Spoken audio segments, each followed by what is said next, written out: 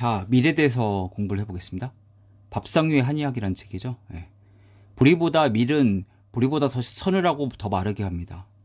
정분에 들어갑니다. 정분에 들어감으로 주요한 곡식이 됩니다. 특히 건조지대에서 재배하기 쉬운 곡식입니다. 그래서 수기를 빨아들이는 기미가 강해 주위에 수기를 빼앗아 갑니다. 위장 내 수기. 이때 수기는 습담을 말하는 게 소화에게 원활한 분비가 약해 위장의 수액대사가 원하지 않은 사람이 밀가루를 먹으면 밀가루가 소화액을 흡수해 겉부분을 막을 만들어 음식 덩어리 안으로 소화액이 침투되는 것을 막으니 소화기의 부담입니다. 이것이 밀가루 음식을 먹으면 체한다는 사람의 병입니다. 위장이 약한 사람은 발효가 충분히 되지 않는 밀가루 음식에 약합니다. 그러나 요즘은 발효제가 발달해 밀가루 속이 조밀하지 않아 위장에서 소화액 침투를 막는 막을 만들지 않으므로 단단한 쌀보다 밀가루 음식이 소화하기에 더 편할 수도 있습니다. 근데 저는 좀 반대하는 게 밀이란 거 습열을 좀 조장하는 게 있어요. 오히려.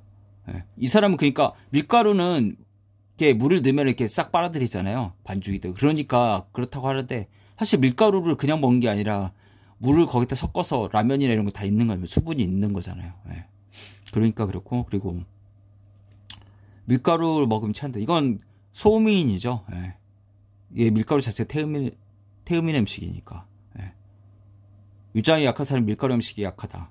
글루텐 요즘에는 많이 있잖아. 글루텐 프리. 근데 이제 이것들은 어떻게 보면 그렇게 하는 게 좋죠. 예. 그리고 밀가루 자체가 한국 사람한테 안 맞는 게 맞아요. 우리 원나라 때 그 몽골 지배 있잖아요. 고려시대. 밀가루를 바꾸려 하다 못 바꿨잖아요. 쌀을 먹으니까 이게 밀가루를 잘 먹던 사람들은 도태를 당할 거 아니에요. 쌀만 먹는 사람인데 1000년, 2000년을 그게 바꿔질 수가 없는 거죠. 그리고 그게 좋지는 않잖아요. 빵 같은 거 많이 먹으면 입에선 당겨도 국수나 뭐 이런 거 라면 먹으면 안 좋잖아요. 소화가 안 돼. 그리고 특이하게 저 같은 경우는 라면은 좀 속이 부대껴요. 근데 파스타 면은 괜찮더라고요. 먹고 나서 속이 좀 편해요. 네, 그게 참 독특하더라고요. 그게 어떤 차이가 좀 있는 것 같은데 그거에 대해서 좀 연구를 한번 해봐야 될 거예요. 네. 위장에 수기가 많은 사람은 더부룩하면서 토할 듯한 증상을 보입니다. 그쵸? 네. 그 사람 혀를 보면 물기가 많습니다. 혀에 물기가 많다는 것은 위장관에도 물기가 많다는 것 뜻입니다. 위장관에 물기가 많으면 물에 젖은 못을 입으면 동작이 둔해지고 무거워지듯이 위장관도 그렇게 답답해지고 무거워집니다. 그러면 위장에 음식물이 들어와 위장을 피로하게 하는 것을 싫어할 것입니다. 보통 속이 답답해지면 소화불량이라고 생각해 소화제를 먹는데 소화불량이 되는 원인을 없애지 않으면 한약이나 양약이든 결과가 개운하지 않습니다. 밀의 기미가 서늘하므로 몸에 열이 있고 소화기가 강한 사람한테는 기미가 맞습니다. 즉 서구인이나 유목민에게는 밀가루는 기미에 맞는 음식입니다. 그런데 속에 열이 있고 소화력도 괜찮은데 밀가루가 먹으면 속이 안 좋거나 설사하는 사람이 종종 있습니다. 이런 경우는 대부분 밀가루가 아닌 밀가루 음식에 들어가는 인공조미료 때문입니다. 라면이 그렇죠. 인공조미료는 간에서 소화시키기 어려우므로 간이 허한 사람 가운데 대장이 민감한 사람은 설사가 잦은데 이를 밀가루 탓으로 생각합니다. 그럴 수도 있죠. 아마 밀가루가 차서 제가 아까 말한 그 라면은 안 좋은데 파스타는 좋다. 파스타는 그래도 인공적인 게 아니잖아요. 거기에는 그래도 뭐 물론 치즈나 이런 게 들어가지만 밀가루를 차서 설사를 유발한다는 말을 들었기 때문입니다. 이는 잘못했습니다. 집에서 멸치국물로 수제비나 칼국수를 해먹으면 설사는 일 없을 것입니다. 수제비나 칼국수 뭐 국수는 좀 거의 드려요. 그 소화가 그렇지 않아요. 오히려 이 조현상 이분 말이 좀 맞는 것 같네요. 밀가루에 서늘하고 습을 말리는 기운을 이용해 약으로 쓸 수 있습니다. 바로 입덧의 효과적으로 쓸 수 있습니다. 임신을 하면 몸에 열이 많아지고 물기도 많아집니다. 그런데 유장관에 습이 많아지면 앞에서 설명한 대로 유장관 활동이 무거워져서 음식 거부하게 됩니다. 이것을 입덧 혹은 임신 우조라고 합니다. 입덧은 소화기가 약하고 습이 잘 생기는 동아시아 여성 대부분이 겪는 임신 증상입니다. 입덧이 심해 임신 기간 동안 음식을 먹지 못하면 인부에게 치명적일 수 있으므로 심지어 임신을 중절시키는 경우를 본 적이 있습니다. 입덧 때문에 임신을 중절시키다니 참으로 어이없고 황당한 일입니다. 이는 진실로 우리 몸의 생리에 대한 무지의 소치입니다. 일단 입덧이 시작되면 우선 유장관에 습을 말려야 됩니다. 유장관에 열이 있으면서도 습이 있는 경우도 있고 참에서 습이 있는 경우 이것은 이제 습열이 있고 한습이 있죠. 습한 열이 있으며 습이 있다면 음식의 기미가 서늘함에 차면서 습을 말리는 것을 선택하면 될 것입니다. 반대로 차면서 습이 있다면 음식의 기미가 따뜻하면서도 습을 말리는 것을 선택하면 될 것입니다.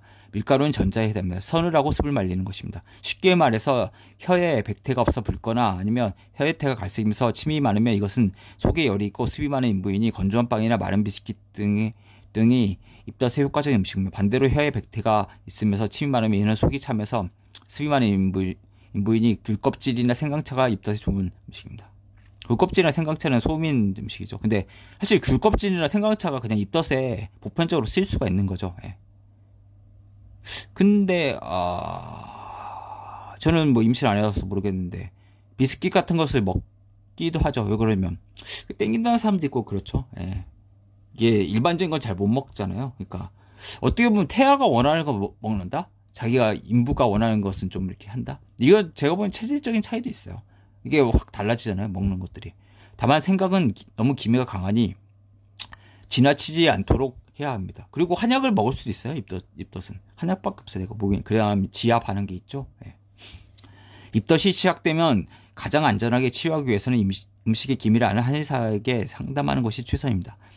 또한 미리 습을 흡수하는 기미를 이용하면 밀가루는 천연 파스제가 됩니다. 근육이 아프거나 붓거나 혹은 멍이 들었을 때 대부분의 사람들은 가까운 약국을 찾습니다. 파스로 간단히 치료하기 위해서입니다. 그럼 파스를 붙이면 일시적으로 따뜻해지거나 혹은 시원하지만 붓기가 빠지거나 오열이 쉽게 풀어지지 않습니다. 더구나 순상 부위가 피부에 가장 가까운 부위가 아니고 뼈에 가까운 속일 경우에는 더욱 그럽니다. 파스로 쉽게 낫지 않는 이유는 첫째로 파스의 약성이 몸에 맞지 않을 수 있고 둘째로 붓기나 오열은 파스의 약성을 풀어주는 것이 아니며 셋째로 더 중요한 것은 피부가 숨을 쉬어야 몸에 기가 출입하는데 파스를 붙이면 피부에 숨이 막히기 때문에 신선한 기혈이 손상부에 쉽게 갈 수 없기 때문이다. 좀 어느 정도 일리가 있는 것 같습니다. 그리고 파스가 약성이 멘톨 이런 거잖아요. 그러니까 바카, 페퍼민트 약간. 근데 멘톨이 성질이 차잖아요. 그러니까 성질이 따뜻한 사람이 안 맞을 수가 있어요. 근데 붙이면 시원하긴 하죠. 왜 그러냐면 그게 파스가 붙일 그 급성기에는 열이 나잖아요. 화끈거리고. 그러니까 그게 예를 들어서 삐어도 그쪽에 열이 나니까 염증 자체가 발열이랑 발적이 있잖아요. 그게 좀 가라앉는 거. 근데 그건 사실 임시 방편일 수가 있는 거죠. 그리고 제약에서 파스보다 만배나 좋은 치료법은 밀가루를 이용하는 방법입니다. 치자떡입니다. 근육이나 피부를 다치면 그 부위에 치자물로 만든 밀가루 떡을 붙여놓으면 쉽게 붓기도 빠지고 통증도 줄어요. 치자가 노란색이잖아요. 그리고 염색에 쓰이고 한약적으로는 열을 끄는 약이죠. 삼초라든지. 그리고 이 치는 근데 치자가를 어디서 구하니까 못 구하니까 결국 이렇게 되는 거죠. 근데 있으면 뭐 할 수가 있는데 뭐 어떻게 치자를 사기도 그렇고 그렇잖아요. 밀가루가 체내의 습을 흡수하면서 손상 부위의 기혈순환, 뭐 한약적 대왕도 있고 여러 가지가 있죠. 약으로 쓸 수 있는 것. 체내의 습을 흡수하면서 손상 부위 기혈의 순환을 돕기 때문이다. 치자는 손상 부위에 열을 내리고 소독하는 작용을 하는데 실제로는 손상 부위의 증상에 따라 밀가루에 반죽하는 본초는 적절하게 골라야 합니다. 이 말이 맞죠. 옛날에 민간에서 약재가 없고 쉽게 구별할 수 없었으므로 뛰어난 의사가 민중에서 그냥 집주위에서 구하기 쉬운 치자를 대표적으로 선택하게 된 것입니다. 근육이나 살을 다치면 그 부위로 체액이 물리면서 열이 납니다. 습과 열이 생기면 그로 인해 정상적인 기혈순환에 방해받음으로 회복하는 데 장애됩니다. 그런데 밀가루와 치자는 기미가 차고 습을 말리니 결국 해독이 되는 것입니다. 그렇다면 밀가루는 단순히 치자물을 담아놓는 그릇 역할만 할까요? 결코 그렇지 않습니다. 밀가루 자체도 찬편이고 주위에 습을 흡수하니 열이 나고 부어있는 병증에 알맞습니다. 따라서 만일 치자가 없다면 밀가루만 가지고도 어느 정도 효과를 낼 수 있습니다. 그런데 대부분의 경우 시간이 지나면 처음에 열이 나던 다친 부위가 서서히 냉해집니다. 이럴 때 기미가 찬 치자떡을 붙이면 오히려 병증을 굳어지게 할 수 있으니 뜨거우면서 어혈을 풀어주는 본초의 처방을 받아야 합니다. 여기서 맞는 본초는 음식재료 가운데서 찾아보기 어려우므로 한의원에서 가서 치료를 받아야 합니다. 일단 어혈이 생긴 지 하루나 이틀이 지났다고 판단되면 섣불리 치자떡을 붙이지 말고 한의원에 가서 증상을 보인 뒤 병증의 기미를 판단해 제대로 처방을 받아 붙이는 것이 안전합니다. 보통 아이스라고 하죠.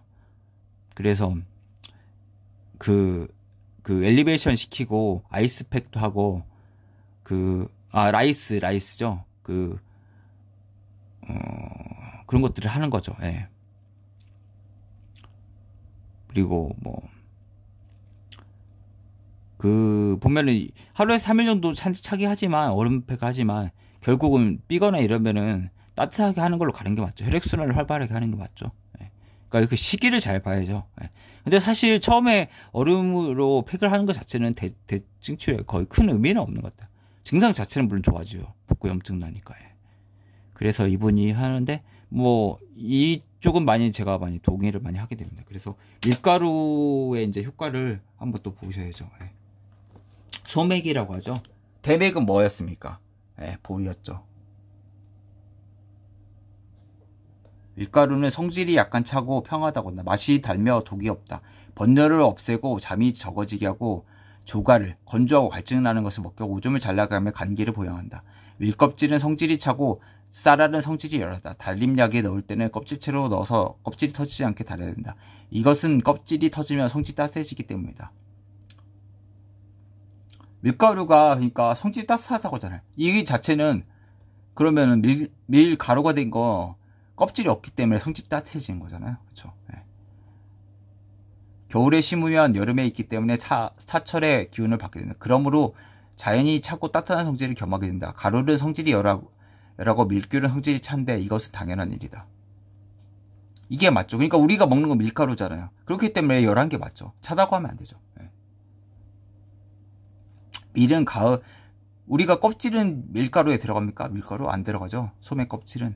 밀은 가을에 심고 겨울에 자라서 봄에 이삭이 펴고 여름에 있기 때문에 사철의 고른 기운을 갖게 된다. 그러므로 오곡 중에 제일 귀한 것이다. 기후가 따뜻한 곳에서는 봄에 심었다가 여름에 걷어들이기도 하나 이것은 기를 부족하게 받기 때문에 독이 있다. 그리고 이것으로 낸 가루는 성질이 또한 차다.